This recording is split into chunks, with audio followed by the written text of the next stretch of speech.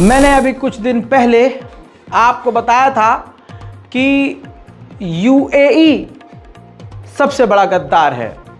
मैंने आपको बताया था कि मैंने एक वाकया बताया था करबला का, कि करबला में इमाम हुसैन को शहीद करने वाले कौन थे? अपने आप को मुसलमान कहते थे।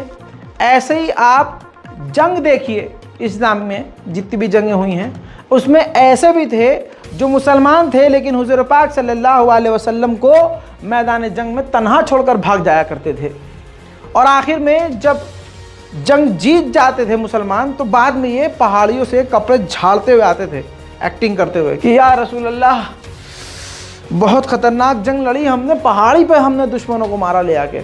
मेरे दोस्तों, आपको बता दूं कि वही नस्ल यूएई की है, वही नस्ल। कैसे जान लीजिए, मैं बिना कोई सबूत के और बिना किसी क्लू के नहीं बोलता हूँ।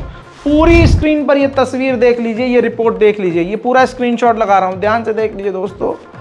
ये रिपोर्ट है कि यूएई के 8 मिलिट्री ट्रांसपोर्ट प्लेन, यानी 8 बड़े वाले ट्रांसपोर्ट वाले जहाज हथियार भर भर कर उतरे थे इजराइल। जी हाँ, जिन मिसाइलों और हथियारों का और बमों का इस्तेमाल इजराइल गाजा के खिलाफ कर रहा है दोस्तों, वो हथियार पहुंचाने वाला अमेरिका के अलावा मुस्लिम वाहिद देश यूएई है।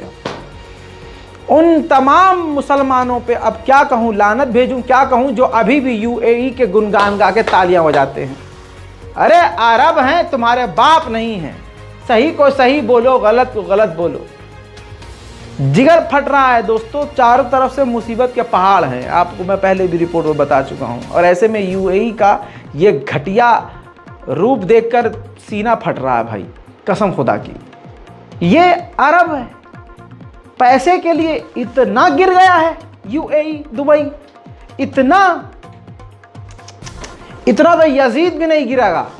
और कसम खुदा की, अगर यही यूएई के ये शासन वाले, ये सरकार अगर उस ज़माने में होती ना तो भाई साहब ये यजीद के साथ होते। ये बात बिल्कुल हकीकत है, इसमें कोई दो राय नहीं है।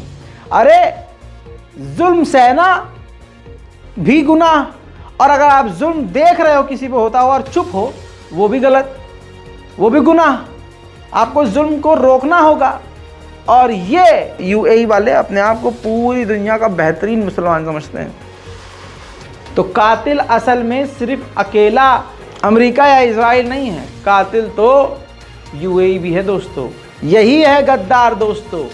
कहता हूं ना, मुसलमानों में गद्दार बहुत बड़े हैं भाई साहब। देख लिए यूएई को।